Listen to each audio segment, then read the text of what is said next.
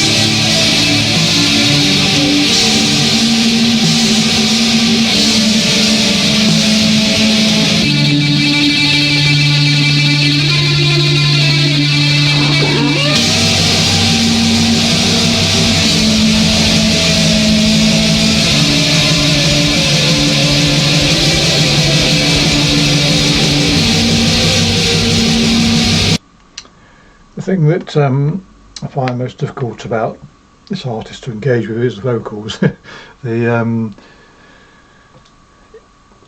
I personally can't take them in isolation, but when buried in the hole, then fine, I can live with it. But it is my favourite form of vocals, and in some ways, and I don't mean this in a derogatory way, or do I? But it sort of reminds me of pub singer black metal, but not that. I mean, that's too simplistic a way of looking at it. I mean, the track title is "Drowned in Hallucinogenic Visions," so contextually the vocals are perfect for that sort of imagery.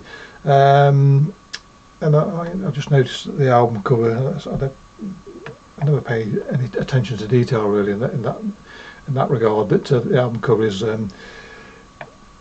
two worlds opposing each other, I suppose, and yeah, again the I'm trying to say the mental image that creates is one almost delusional, I suppose, and they're not quite right. Yeah, they're not quite right is what I'm trying to say, and this music absolutely portrays that quite convincingly.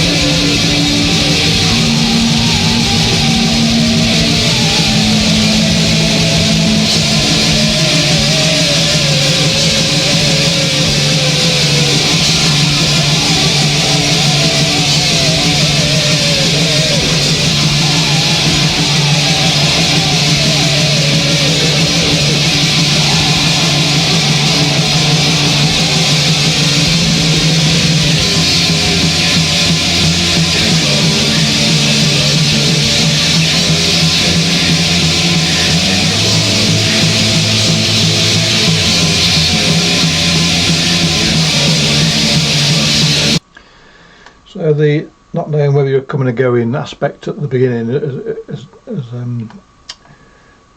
abated somewhat now, and we're into, I won't call it normal, but we're into more straightforward, in inverted commas, black metal, and it now reminds me there are artists that play black metal in a way that has a romantic edge to it, really, and this is what I'm feeling now.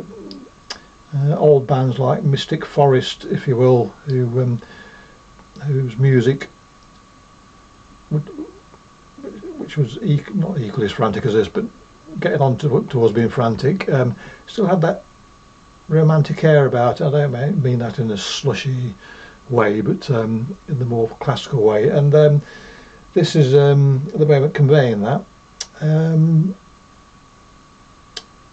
Yeah, that's all I want to say about that now. Yeah.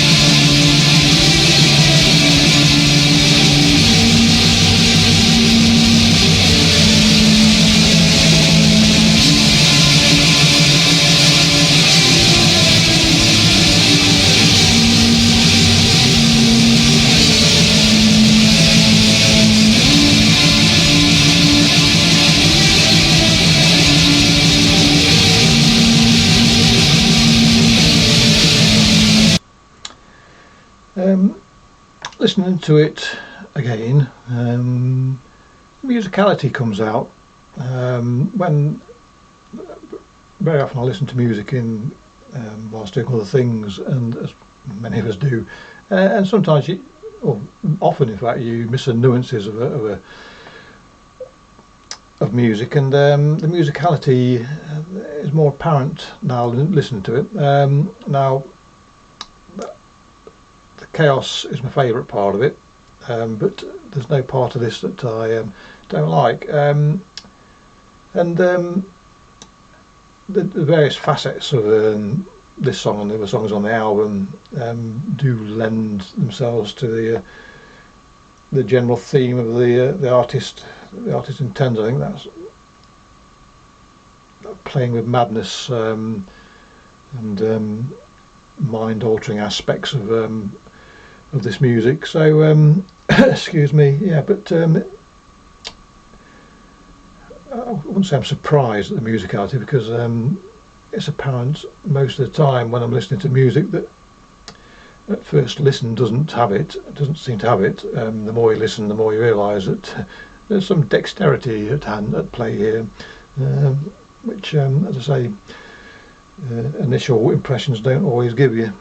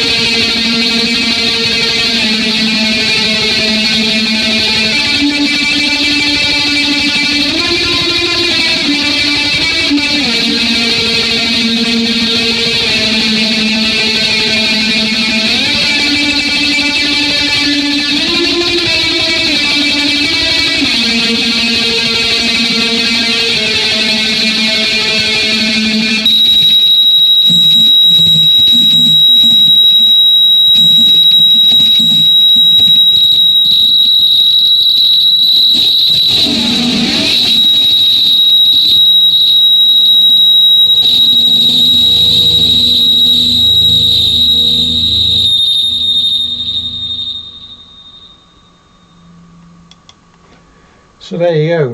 Who doesn't want their earwax cleaning out at the end of a track? And yet again, I'm reminded of the fact I need to no, I don't.